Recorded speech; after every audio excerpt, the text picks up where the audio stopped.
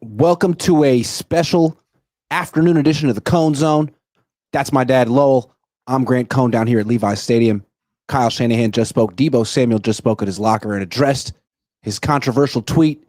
Kyle Shanahan addressed it too, and so did George Kittle. We'll discuss all of that and more next on the Cohn Zone.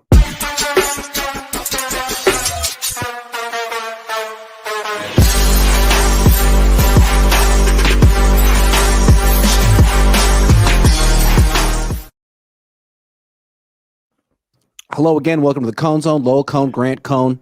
The Niners play a Thursday night football game in 50 hours, and they're getting prepared for it. They have practice this afternoon.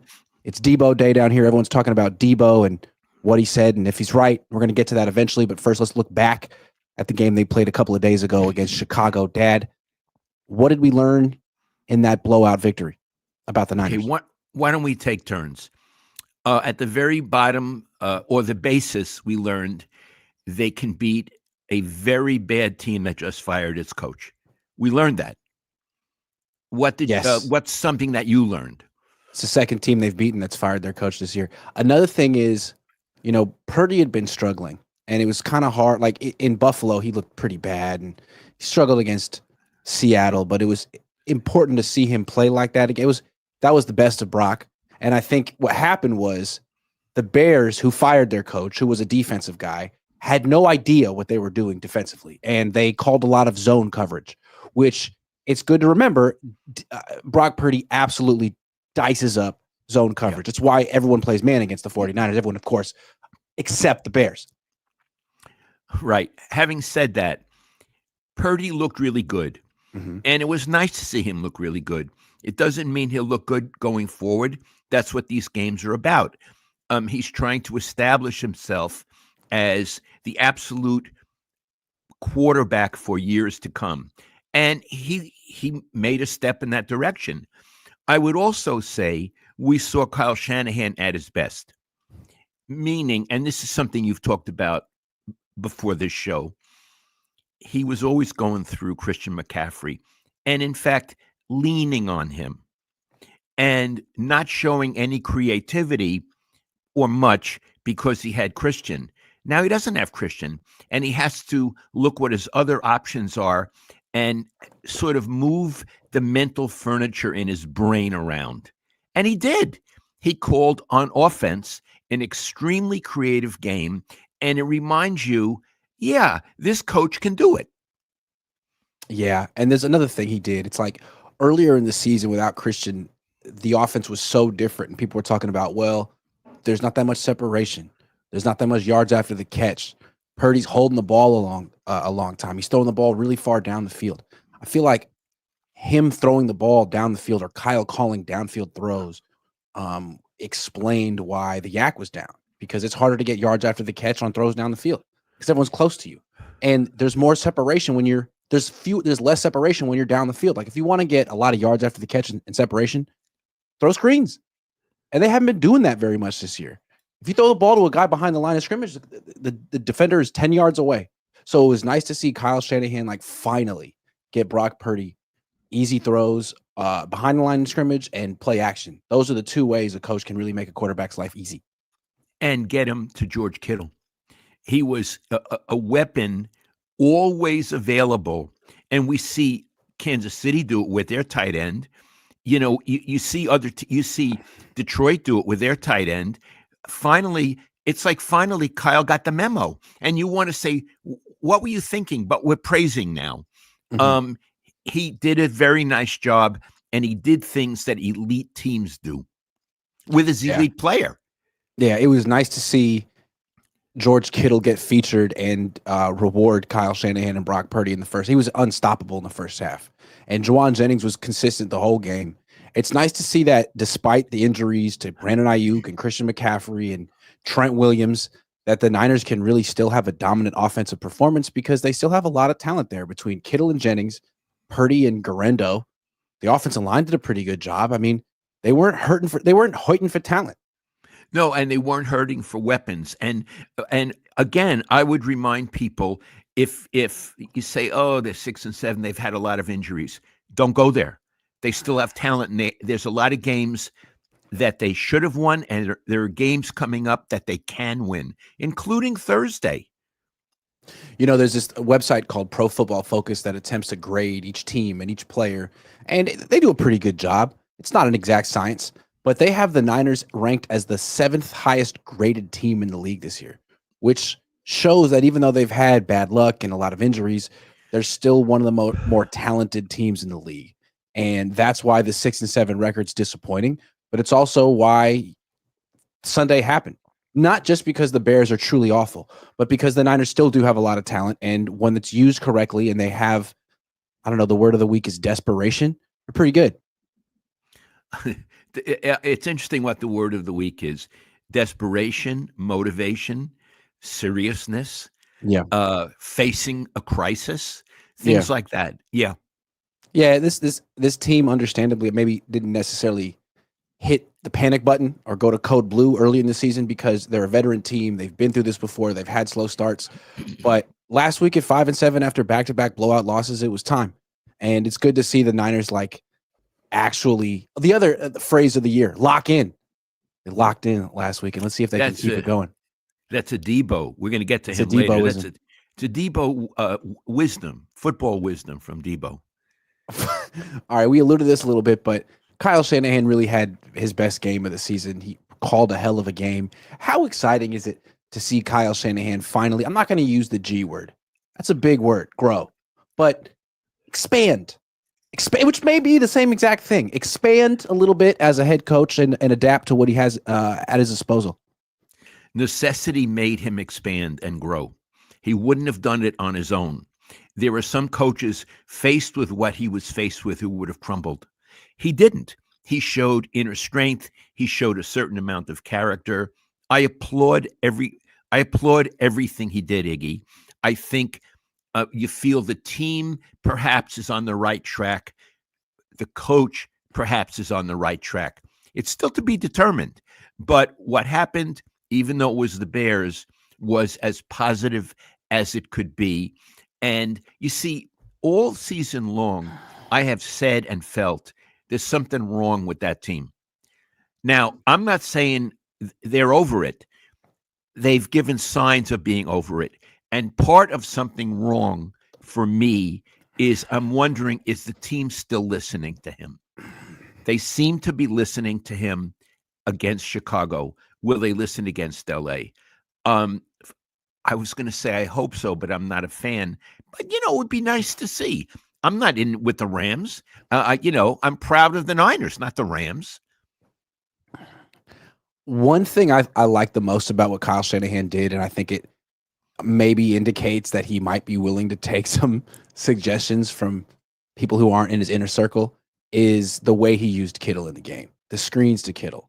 That's something that we've been asking for. A lot of people have been asking for specifically. And when you watch the Lions in particular, the guy that, the team that everyone wants to be with the offensive coordinator that everyone wants, they throw screens to Sam Laporta every game. It's something you see. And when they do it, you and I have said it, like, why don't the Niners do that? Right. So it's nice to see Kyle Shanahan, watch another team, hear some criticism and say, yeah, it's fun. We could do that. Absolutely. And actually make the adjustment, because if the Niners would use George Kittle like that consistently, I think they'd win more. Yeah, and I think a criticism that you and I have had of Shanahan is stubborn. Yeah. Stubborn. And in this game, he gave the impression of being not stubborn, but being open-minded. And I think if our viewers, who would you rather be friends with? Who would you rather hang around with? Stubborn people or open-minded people? Open-minded people who listen to your ideas or somebody else's ideas. It's more pleasant to be around a person like that. And I think those people make better coaches. Yeah, stubborn people, it always has to be their way. They're control freaks. They're exhausting. And once their way doesn't work a few times, you lose patience if you haven't already. Yeah. So it's nice to see Kyle Shanahan make it more of a collaborative effort. He's tried his best to do it his way all year. It's not working. Let's take some suggestions from the suggestion box. Oh, throw the ball to the future tight end, future Hall of Fame tight end. I love that suggestion. Why don't we try that? Yeah, and this future Hall of Fame tight end can really run screen passes, and they have the perfect quarterback to feed him. Yep. They do. Yep. Dad, what would Bill Walsh do with George Kittle? Oh my goodness. He would feature him. He would have unlimited ways to get him open. He would be Travis Kelsey. Yep. He would get a kick out of it. I Yep. used to see Bill making his little plays. He used to do it on a yellow legal pad. I used to see him with his left Mhm. hand writing, and he'd be smiling because he was creating. It's like when I'm writing, and he would have so much fun. And he would have Kittle, but he'd also have a running back involved for passes. He might even use the fullback. He used to use a fullback. Use him. Actually use him. Actually use him as opposed to a stiff who just moves around, and he'd have Juwan Jennings. He'd feel, God, this is all I need. I'm having a blast. Yeah. Okay. So before we move on to this game that's coming up, I want to reflect a little bit. After the game, Kyle Shanahan talked about it. What made this game different from all of the games was that Kyle Shanahan wanted players to speak to the team beforehand, Saturday night. He doesn't always do this, according to George Kittle. It's something they used to do a lot. They don't do it very much anymore. Kyle Shanahan decided this was the week to have players talk, and he decided that the players that needed to talk were Brock Purdy and Deommodore Lenoir. What do you think of Kyle Shanahan? All of those decisions. This was the week, and those were the players that needed to do it. Again, 100% praise to Shanahan. He could have gotten Trent Williams, Fred Bosa, Warner. although they're hurt, Fred Warner, Juszczyk, but he went for two younger guys.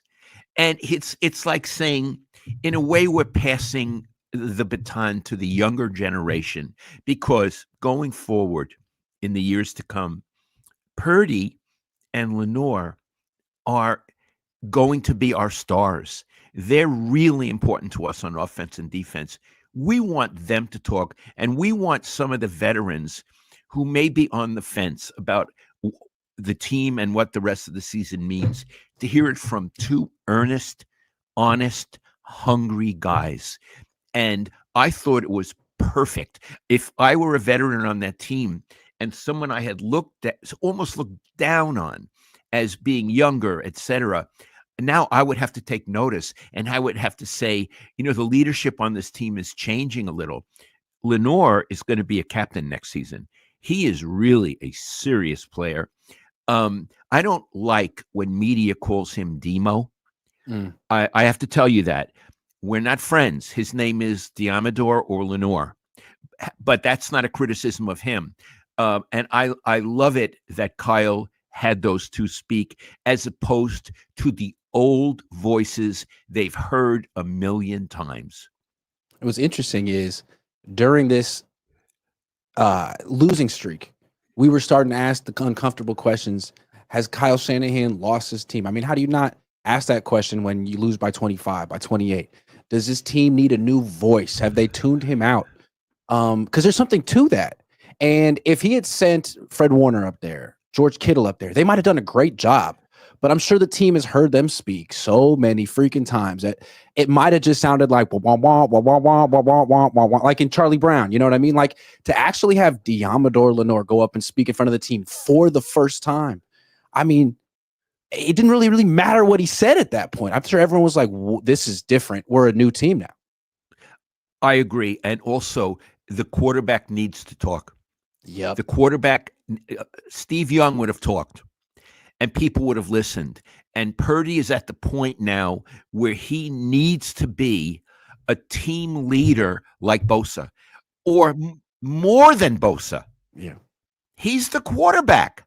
Right. Like, so, the next step for him is not, hey, Kyle Shanahan has asked you to talk in front of the team. Go knock it out. It's, hey, Kyle, I want to talk in front of the team.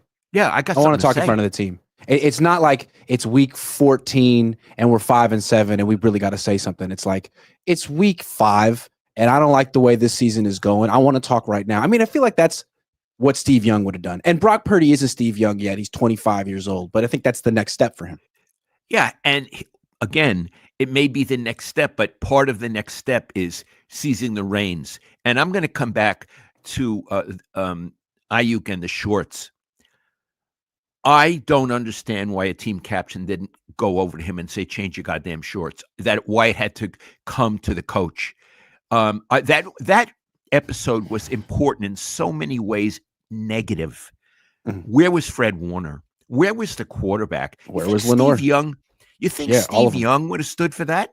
Change your pants. Yeah. So we saw that then. So now they're beginning to assert themselves, and they need to assert themselves more. And I'll say one other thing. I remember I did an interview with Steve Young when we were all young men. He was, the quarterback. And he said, we have a standard in our locker room, aside from the coaches, and we call it it. It's the 49ers, and it's the highest standard in the league. And we know when we have it, and we know when we don't. The Niners are struggling to find it. And I don't know if they found it yet, but they're struggling to find it. And having those two players talk indicates they're looking to find it as well. Yeah, and it's like they're also looking for a spark. Like we just got destroyed and demoralized. We need someone to say something to change the feeling around the team. And it's like he knew it couldn't be him. It couldn't be him. It had to be the quarterback. And I think what's interesting too is like if they're going to make Brock Purdy the highest paid player on the team, one of the highest paid players in the league, that's part of it. It's not just going out and executing. It's this stuff, leadership stuff. And I think him embracing it goes a long way. I'd add that Shanahan making the choice to have those two speak showed wisdom on Shanahan's part. It showed leadership and wisdom and insight. Iggy, things I haven't often seen from him. Yeah. I've never met him. I have a feeling if I were covering him, I might find him often on the surface. Other people I found very deep, and that would include Jim Harbaugh, is as quirky as he is. He's a brilliant man, and he can think deeply. I've never seen that with Kyle, but I did now. I'm impressed. One more thing I want to say. So he's looking for a spark, and those guys provide it. But also, I think what's interesting is, I don't know if players in the team watch our show. I would think some do. Of all the speeches that were given last week, of all the spark providers last week, I think you were up there, Dad. Your speech before that game, you're the 49ers. I mean, it was so good, Dad. And I mean, Kyle could have invited you into the meeting room to do it in person, but the fact that you did that on our stream, if one person on the team saw it, I think it had an effect. It was great. Well, thank you. And it was you. speech week. It was speech week. It's what I feel. I'm not a fan, but I see the 49ers as a regional treasure. Mm-hmm. I was with them when they built it and when they did it. Mm-hmm. It's remarkable what Northern California has, and to just let it dribble away without a fight. And that applies to this coming Thursday. You're the 49ers. You go out and beat the Rams. And I would say another thing. It's not only, oh my God, we have to win this game. Can we beat the Rams? We're going to kick their ass. That's how you feel. The Rams, well, we have a better team than them. They're soft. You can beat the Rams. Even though the Rams beat Buffalo, we can beat these guys. And the coach is thinking, I'm a better coach than McVay. That's how they're thinking. And if they're not thinking it, oh my God. But I do believe they're thinking it. I believe Kittle is thinking, we're going to kick their ass. And we're going to surprise people. We're going to make this a fight. We're going to surprise people where we're going to end up. We may even win this division. You're on a roll again, Dad. I don't want to stop you. You are going to propel this team to the playoffs. This is real quality control happening right in front of your eyes, people. See this? They owe me a nickel. They're on a retainer. Brunson says Deebo Chick-fil-A never open on Sundays. Matt McEwen says, how's the Cohns doing?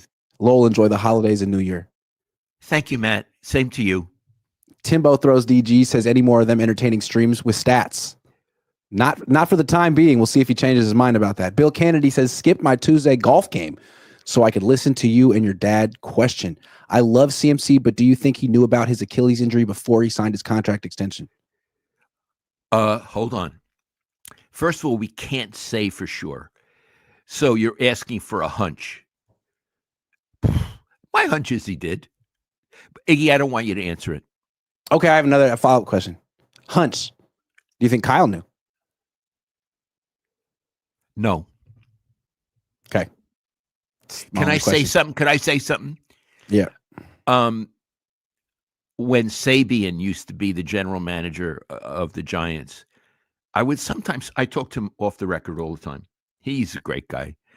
And I'd say, Brian, is such and such pitcher, is he hurt? And he'd say, I don't know.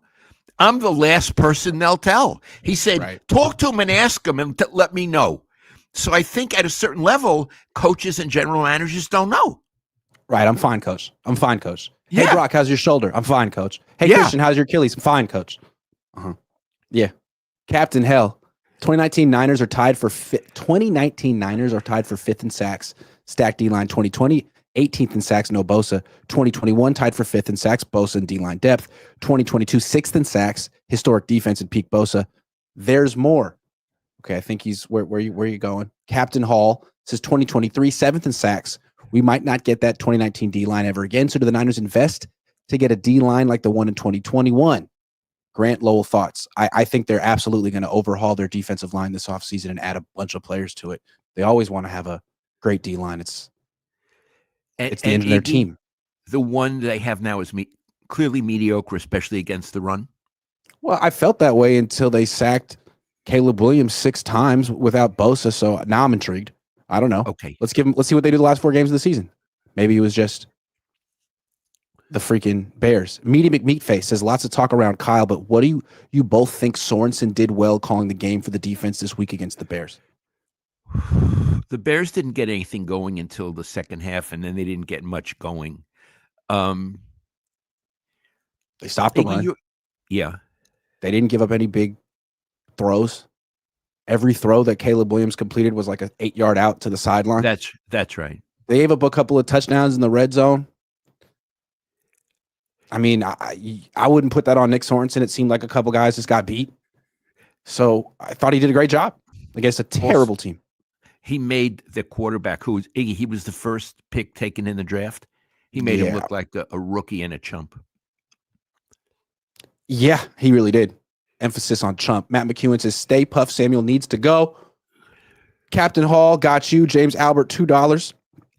Julian says, I know Super Bowls are the most important thing in football, but take away those, Grant. Am I crazy to say Kittle is better than Kelsey over their whole career? Kelsey is some of the most catches in playoff history. I think it's like him and Jerry Rice. So but I think in a bizarro world where Kittle was on the Chiefs instead of Kelsey, Kittle could have put up that production as well. I agree. Shyla Q says, did either of you notice that Purdy was more vocal this game and canning more? Hopefully it can happen again this week. I did notice that. It seemed like they had some big plays after he changed the play at the line of scrimmage, so maybe he is taking more ownership and control. Serenity member for 10 months. Thank you. Jamila13 says, we're following General Cohn to victory. Hell yeah. Serenity says, really appreciate what you two are together. Here is a contribution to Papa Cohn's kitty. We got to get one, Dad, after Christmas. We're thinking of getting a cat. Yeah, that's right. Okay, Dad. Let's make some sleeper picks. I love sleeper. They're the best, right? They're the absolute best app there is when it comes to making these kind of picks. Niners, Rams. Oh. Let's see. Bro, what a game. Did you know they're playing each other? Where you at, Purdy? Okay, Purdy. We could do yards. We could do rushing yards, passing TDs, rushing TDs. What tickles your fancy? Passing TDs. Passing TDs. 1.5. He had 2 last week. I'd say more. Big game. Big game, Brock. George Kittle. How about receiving yards? 56.5. More. If he has less, I just might lose it. Fewer. Matthew Stafford. Yards, touchdowns, completions, picks. What do you think? Picks. They have him at half a pick. Will he throw one?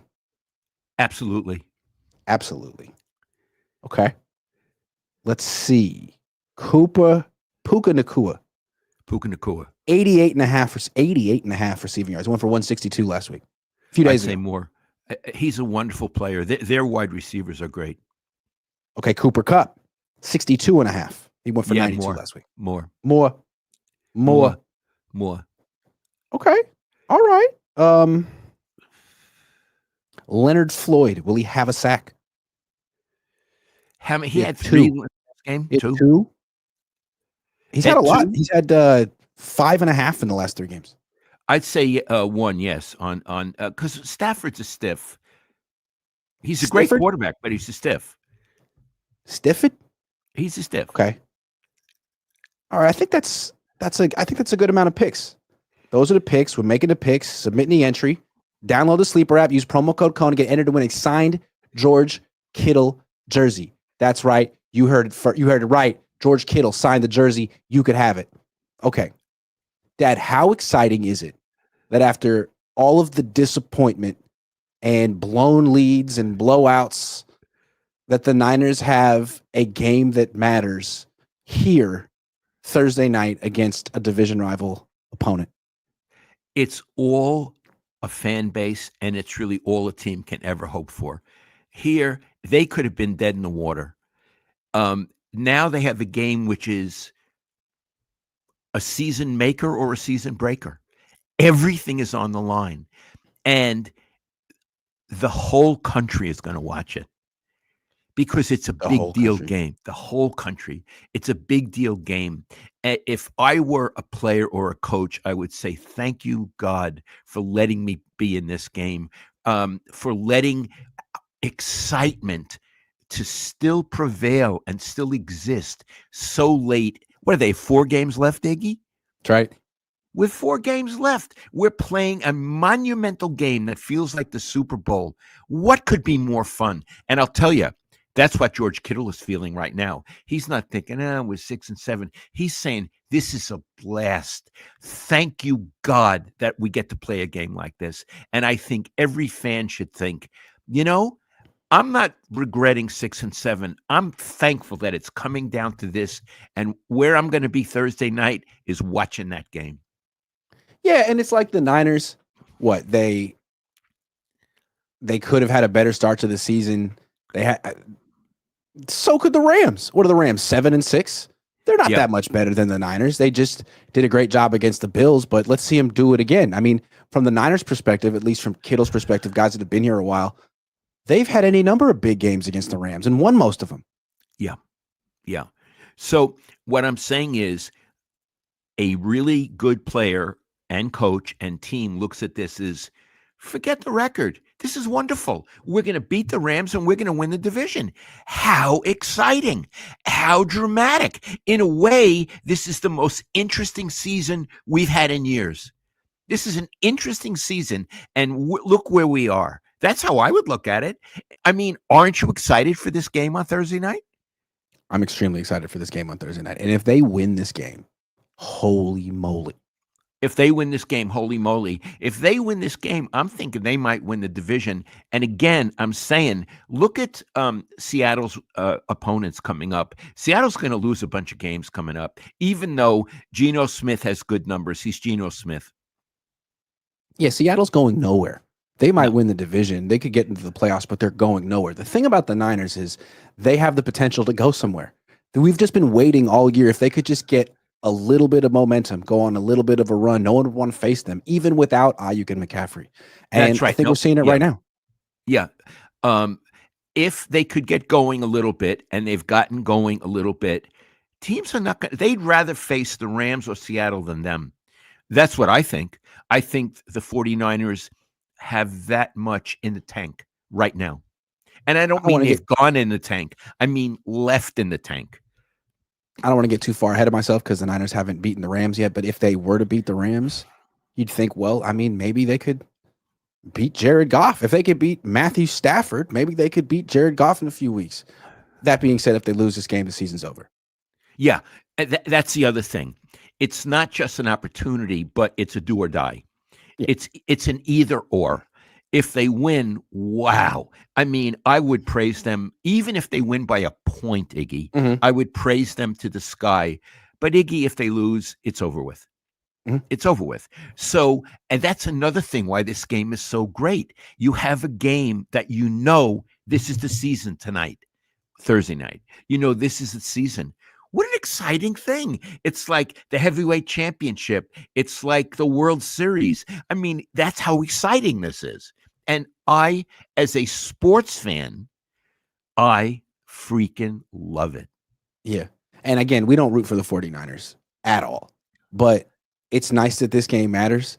It would be nice if next week against Miami matters. I mean, I'm going to it. It'd be nice if the investment meant something. It'd be nice if the Lions game mattered. It'd be nice if week 18 mattered. It'd be nice if they were in the playoffs. Like, I'm all in. If they're in the playoffs, maybe could I come? Sure. Maybe I'd come.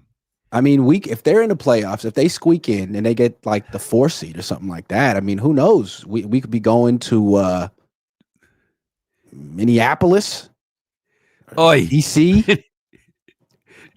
Minneapolis. One way or another, going somewhere really, really cold. But the Niners got to beat the Rams first. Serenity says, I was contributing to Lowell's inspirational speaking fund, but now that I know he's getting a kitty, I'm sending more for cat food. Yes, he is getting a kitty. Thank you, Serenity. We have to find one. Year. Tinker says, let me ask, if we win the division, do you think we win the first playoff game no matter the opponent? Okay, here's what I want to say. First of all, I don't know the opponent. I would have said a few weeks ago, if they win the division, they're dead in their first game. I don't feel that way now. They have a high degree of difficulty in their next 4 games. If they survive and win the division, I think they're a threat. I think they'd win their first game. I mean, if their first game is Detroit, that would be pretty tough, but I'd give them a chance. Yeah, I mean, we're talking about a team that has won, at least 6 playoff games in the last 3 seasons. Like, absolutely, this team. How many playoff games have the freaking Rams won the last few seasons? Yeah, the Niners are a threat. I mean, let's say the Niners sneak into the playoffs, win the division, and host the Vikings in the playoffs week 1. Home game against the Vikings. The Vikings have been incredible all year, but they haven't done anything in the playoffs. Their quarterback, Sam Darnold. I mean, how confident could they really be? Yeah. And they'd be at home because they would be a division winner. Yeah. That would be, You see, it's if they beat the Rams, lots of very interesting scenarios begin to unfold or present themselves. This season, depending on this game, it could be just beginning. It could be just beginning. That would be quite interesting. Dad, let's pick a winner right now. The game is about 2 days away. It's exactly 2 days away. We've broken it down from every which way. Who do you think's going to win and why? Okay. I have my reason and my heart, and they're at variance. So let me go a little slow here. My reason tells me that the Rams beat the Niners when the Rams didn't have their wide receivers and the Niners were pretty healthy. My reason tells me that the Niners got ruined by Buffalo and the Rams just beat Buffalo. So my reason tells me to pick the Rams. But my heart tells me the Niners are really good. And I think they may have found themselves. And the Rams are actually pretty soft. And although I really admire Matthew Stafford, you can give him trouble. He doesn't move that well. So I'm going to go with my heart over my reason. And I'm going to say the Niners win a surprisingly low-scoring game. I'm going to make a big mistake right now. I'm picking the Rams. I'm sorry. I got to go with my reason. I'm picking against the Niners 2 weeks in a row. And maybe that's exactly what the Niners need. Your speech was great last week, but maybe me picking against them helped too. So I'm going to do it again for the Niners. I'm picking the Rams because of everything you just said. The reason, there's a lot of reasons to pick the Rams. There's a lot of reasons. And I can't ignore them. Okay. Should we bet a bottle of wine? Let's bet a bottle of wine. Okay. And it's a nice one. Yeah, but hold on. Let's define the bet. It's very simple. If the Rams win, you win a bottle of wine from me. If the Niners win, I win a bottle of wine from you. Fair enough. Fair enough. Okay. May I make a Italian red at least $50? Sure, absolutely. A Kermit special. Here's what I'm thinking. The Niners gave up 27 points to the Rams this year in a game that Bosa was playing, and Puka Nacua and Cooper Kupp weren't. So if Bosa doesn't play and those wide receivers are playing, I mean, that team just scored 40 freaking points 3 days ago. I think Yeah. I know the Niners offense found an identity. I know that. They could score a lot of points in this game too, but I think the Niners defense still has a lot to prove, and they got a tough matchup. And Matthew Stafford isn't the most mobile guy, but he can really throw it. And in that game against Josh Allen, he was almost as good as Josh Allen, which is I've never seen Brock Purdy be almost as good as Josh Allen. Yeah, Stafford is a wonderful quarterback, and he may eventually be a Hall of Fame quarterback. Yeah, I just feel the Niners will beat him. And I'm looking at that $50 at least Italian red. I can help you buy it. Are you thinking Nebbiolo here? What are we? Barbaresco, Barolo? They would be closer to $80 or $90, but there's a lot of nice ones. Aljanico's you can get for about 40 or 50. Oh, you gotta like an Aljanico. Yeah. Jesus Bonda says, do games like this against the Rams make Kyle take more chances as a play caller or be more conservative? We're hoping he takes more chances, and we're praising him for taking more chances. 3 years ago, 2021, the Niners had a Thursday night game at home against the Rams. I believe it was at home. They were 3-5, and that was the first game where Deebo Samuel played running back. So I think there's a little bit of a competition between Kyle and Sean McVay to be who's the genius. This could bring out the best in Kyle or the most clever of Kyle. Like a couple of years ago, also 2021, I think they had a week 17 game in LA for the division, and they won that game. And in that game, they had Deebo Samuel throw a touchdown pass to Jawan Jennings. So we've seen some of the best of Kyle against Sean McVay. Yeah. All right. Now let's do the last topic of the day. Deebo Samuel. He's been, the target of a lot of criticism since the thing happened with Tabor Pepper and Jake Moody. He goes up to those guys, tells them to do better. They win, and since then, Deebo really hasn't produced. He's got, like 97 yards in the last 4 games. People have been asking him what's going on. He hasn't really had much to say. And then yesterday on Twitter, he goes out and says he's not struggling, just not getting the ball. A lot of people criticize him, and he deletes the tweet. Came out today and spoke a little bit more about it. He's an easy target right now, Dad. How do you feel about what's going on with Deebo? He is an easy target. And the other thing he did was he said last week that they're better than their record. Oh, the yeah, he record did do doesn't that. show how good which is a very unsophisticated juvenile thing to say. And I've made fun of him. And then, Iggy, say again what his tweet was. I'm not struggling. I'm just not getting the ball. Okay. My initial reaction to that was, what a selfish guy. It's not about you. It's not about you, and it isn't about him. Yeah. And the fact that he would go over the coach's head and make this public is self-interested and selfish. But then I thought about it because I've been around, Iggy, hundreds of athletes, professional athletes in his position. And here's what I think. I don't know him, but this is from experience what I think is going on with him. There comes a point in every professional athlete's life, I'm going to use him, but it could be her, but we're talking about the Niners, in which a man begins to feel that he can't do the things he used to do. It's an impossible thought to have because you could always do those things. It's not only that you could do them, it's who you are. It's not what you do, it's your identity. Deebo's identity is that he's a really talented wide receiver. And if you get in the open field, try and stop me, try and knock me down. He is a team leader who makes a lot of money. And people like him, when they begin to not be able to be that anymore, it's very scary. It's called, the athletes call it the little death. That part of your life is beginning to die. And they begin to make excuses. It's not me, because I'm the same. I'm the same as I Mhm. always was. This there's a reason, and the reason is outside of me. And the reason for him is he's not getting the ball enough. Now, it sounds selfish, but it's what he needs to tell himself. If I got more passes thrown my way, I'd be Deebo Samuel.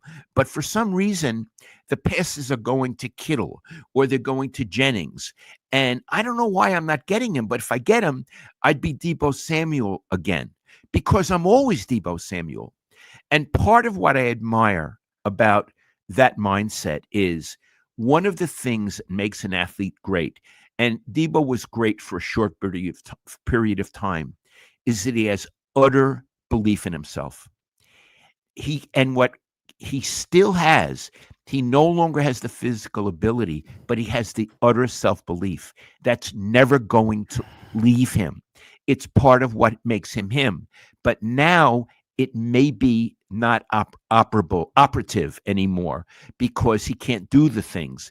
And we're watching the little tragedy of the little death, where he's trying, can't come to terms with who he no longer is, and tries to find explanations outside of himself.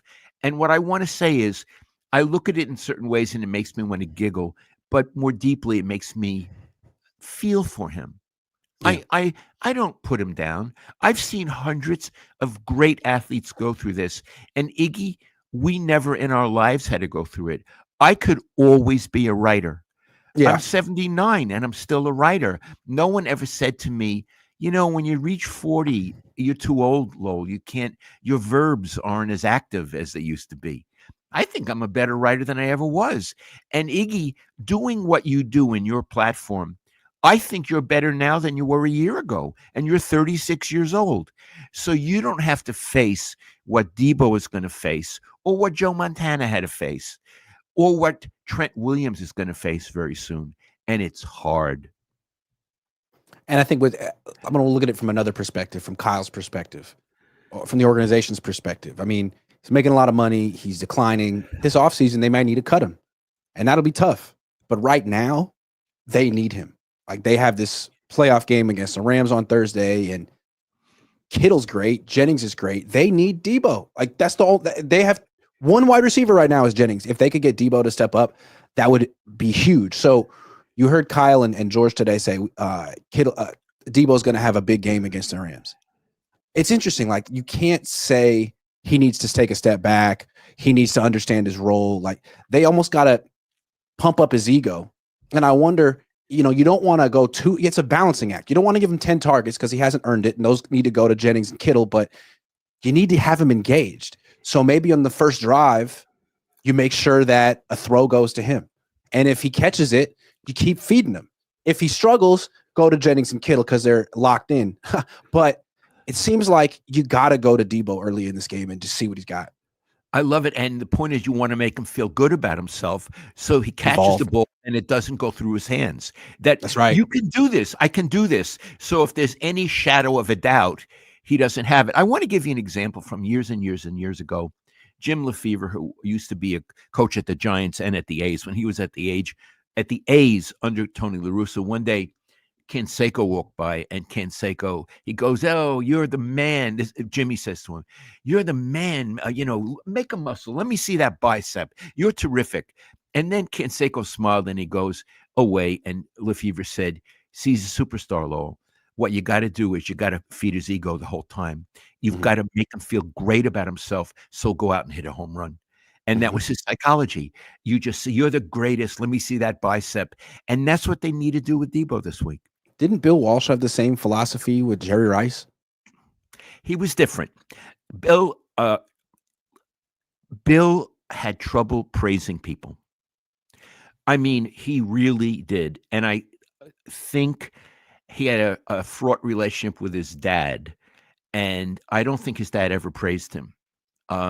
He sometimes said when we were alone, very critical things about his father. I think he did his father didn't praise him. He couldn't praise other people. But there was the one time we were at Oregon State. When I see we, Stanford was at Oregon State. I was writing a book on that team. And Bill, he liked to talk. So the guys were getting dressed, and he sat down next to me on a bench. And he said, "You see all the guys getting dressed around here?" I said, "Yeah, Bill." He said, "I used to secretly watch Jerry Rice getting dressed before a game." He said, I would, he didn't know I was watching. And he would put on every article of clothing immaculate, his socks, his shoes, the little towel that he put in. And he said what he had to feel perfect to Mm. play perfect. And he was a warrior putting on his battle putting on his battle gear. And he said that would motivate me when I would watch Jerry get dressed like that. I see what you mean. Like someone like Bill Walsh, who had some of the highest standards of all Right. time in the NFL, looks at Jerry Rice and says, "Oh, this guy might even have higher standards than me. Like this is inspirational." That's what he meant. And so that was how his mind went. But for him to And go with Jerry, it wasn't just how he played on the field; it was every single thing he did. because he couldn't play that way if he hadn't dressed that way. Right, of course. Dressing that way was part of playing that way. And Bill, And his identity wasn't just being perfect on the field; it was just being perfect. that's right. He was perfect. Yeah. And Bill, who was, God love him, very insightful about people and articulate and brilliant, understood it and loved it and needed it. So it's different from building up Deebo this week. I don't think Bill would have built him up. One time, Steve Young told me, he said, "It's funny to play for Bill. It's funny, Iggy. They used to tell you all kind of stuff. Now you forget it. It's a different profession now." So I was talking to Steve. It was like lunchtime, and I said, "Does Bill ever praise you?" He goes, "No." He said, "What happens is we'd go out to practice and they'd give us mimeograph sheets on the plays we're going to practice." And he said, "Lowell, they were hot. They just came off the machine." Steve was so cute. They were hot. You could smell the ink. And we'd go over it and we'd do all the plays. And Bill would say, "Okay, we did that." And then he'd get more mimeograph sheets and they'd go on to other exercises. And Bill never said, "Good going." He would always say, "Okay, let's move on." Never praised him. So Steve had to praise himself. All right, I want to come back to Deebo before we move on. I love what you're saying, giving him grace. Heart goes out to him. Absolutely. At the same time, the Niners have to be careful not to make this week in this game about him. I agree. No. And I think that's my one issue with what he did is his heart's probably in the right place. And as you said, a lot of athletes have gone through this and it doesn't make him, he's not alone. But by making it public, Kyle talked about it today. Kittle talked about it today. Everyone's writing about it. It's kind of the thing hanging over this game. They didn't need it. Yeah, they had a very positive win against the Bears and they didn't need anything to taint it. So they can still beat the Rams. But Kyle and the team have to be very careful not to make Deebo's personal struggle overshadow a must-win game. And they got to win this game by any means necessary. If that means throwing the ball to Jennings 30 times, and that's what they got to do. They have to react to who's good that day. Iggy, I 100% agree with you. So let me be clear. When I was saying nice things about Deebo, I'm saying I understand where he's coming from, and I have empathy for him. But I don't think he did the right thing. Right. I think when people are thrashing around because they're beginning to lose their ability, they do weird things, and they're things that don't help the team. This is not Deebo week. This is the Rams week, and he shouldn't have done it. And I noticed, Iggy, I'm not aware of what Kittle said, but I did see what Kyle said, and he tried to get around it. He said, "Deebo and I talk every day. This is no big deal. That's why I don't look at social media, because stuff like this," as if it were the fault of the media that Deebo had done that. No, it was the fault of Deebo that he had done that. And Deebo put the coach in an awkward position where he had to talk and dance around as hard as he could, dance around what Deebo had said. If I were the coach, I would have told him, Could you knock it off? This is Rams week. It's not about Yeah. you, and you put me in a bad position. Well, the thing is, Deebo deleted the tweet, which makes me wonder. Maybe Kyle did say that. Like, hey, man, this is. I hear you. We've talked about this, but this got to stay in house. Or Deebo understood himself. Like, I don't need to do this. Iggy, how long was the tweet up? A few hours, 3-4 hours. Okay, I'm not there. I don't know any of these people. My guess is he was told to take it down. I would guess that too. Now, I can't prove it. I'm not asserting. I'm saying my educated guess is he was told to take it down, and he understands why. Sean Shepard says, you guys don't understand the OG. Lowell is, the OG Lowell is, won the fans by selecting the Niners, but hedged his bet knowing Grant will drink the bottle with him. We always drink the bottles together. It's in a way, it's a phony bet. We both win. You know, we both win because whoever buys the bottle, the other guy drinks it with him. Bill Kennedy says, you are butchering the English language. Just kidding. Please have your dad explain the difference between fewer and less. I know we do that, right? It's fewer is when you can count them, right? Yep. Less is like a concept. Less justice. Yeah. Mark Lamar says feeding one's ego only works when they are physically capable. I don't think Deebo is capable anymore. He's slower and he doesn't have the moxie hunger.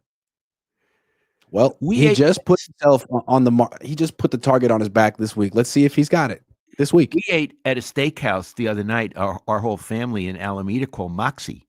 It's new. It was good. It was really I like good. A steakhouse. I like a steak. You know what I like about the steakhouse other than the steak? The sides. Yeah, the sides. There's those classic sides you can only get at a steakhouse. You know what I mean? Like the cream spinach. Love that. And you can get a great bottle of red wine to go with it. Yeah. Oh, yeah. You can get a nice baked potato. Sometimes I'll have the scallop potatoes if they're real fancy. I like a scallop potato. Yeah, I like a steakhouse. So we went to Moxie. And yeah. It was good. It was good. I picked the Niners to lose 2 weeks in a row. If they win this game, I'm going to have to pick against them the rest of the season. It's going to be my new thing. I just want to cover a playoff game. I'm trying to help. So, Iggy, tell everybody where you are and what the rest of your day is. Where are you right now? I'm in the 49ers press room. All, Eric Branch, Matt Mayoko, they're over there writing. They're probably a little annoyed that I'm in here talking. And I normally wouldn't. I'd be out in a lounge, but there's like all this Christmas decoration, and I'm supposed to ask permission before I stream out there. And today I wasn't granted permission because of all the Christmas stuff. It's an important holiday. And so I'm in here doing the best I can. That's where I'm at. And what's the rest of the day like for you? Well, they practice at 5:10 because they have a game at 5:15 in a couple of days. So that's it. I've been in the locker room. I've talked to the coach. I've talked to the quarterback. I've talked to the defensive coordinator. Now they got to practice. So you'll be so you have really an hour to kill. Then you go out there. How long will you be allowed to be at practice? 20 minutes, 30 minutes. While it's stretching and stuff. Yeah, stretching and stuff. And then you get the boot. Then you get the hell out of there. And then in a very polite way. Then you get you drive home. Then I drive home. Okay. Then I meet up with you at Brian's house. We're gonna have dinner. Yeah, we're meeting at the oldest son's house tonight. He's right. Oh, yeah, okay. Dinner at his house, a good time. So I'll see you over at Brian's and have a nice rest of the day. I love you, Iggy. Love you too. Real quick on the way out, Drewish guy says, "Did you like the superstitious a little stitious?" Yeah, I asked Kyle Shanahan that. I said, since you had so much success with Brock Purdy and Diamador Lenore addressing the team before the game, are you going to have him address the team before this game on Thursday? And he says, I'm not superstitious, but I'm a little stitious, so I'm thinking about it. He said that? Yeah, it's a line from The Office, but it's a good line. So he knew it? He knew it. Not superstitious, just a little stitious. Sean Shepard, $300. I'm so glad we didn't end the show just yet. To Grant and Lowell, thank you. I started with Grant in 2019 watching. I grew up, Lowell, reading you. Dickie and Miller, looking for the sporting green wherever I was. You were in a pillar to get out of life, Lowell. Thank you, Grant. Thanks for being real. Give this to Lowell. Shalom. Give to Lowell. I will give it to you, Dad. It's for you. Shalom. Thank you very much. Very nice. Wow, how nice. How nice. That's a Hanukkah gift for you, Dad. It's a Happy Hanukkah. Hanukkah. All right, Dad. I love you, and I'll see you in a couple hours. Lahad Leek Ner Shel Hanukkah. Leak Nair. See you I guys. love you, sweetie.